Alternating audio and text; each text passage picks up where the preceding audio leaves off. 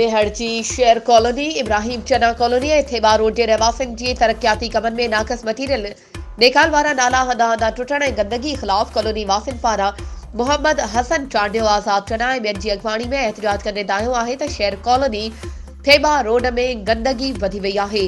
नाक़स material जे इस्तेमाल सबबि नाला हंधा हंधा टुटण सबबि माण्हू गटर नालनि में किरी रहिया आहिनि। हर हंधि गंदगी फैलियल आहे।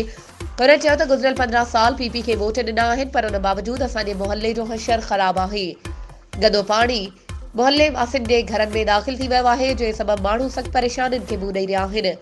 हुननि घुर कई आहे त शेयर कॉलोनी समेत थेबा रोड में सफ़ाई कराए नालनि जो कमु करायो वञे। वधीक ख़बरुनि ऐं अपडेट्स जे लाइ असांजे चैनल खे सब्सक्राइब कयो ऐं हा, बेल आइकन खे प्रेस करणु न विसारिजो त जीअं असांजी हर नई अचण वारी वीडियो तव्हां ताईं पहुची सघे।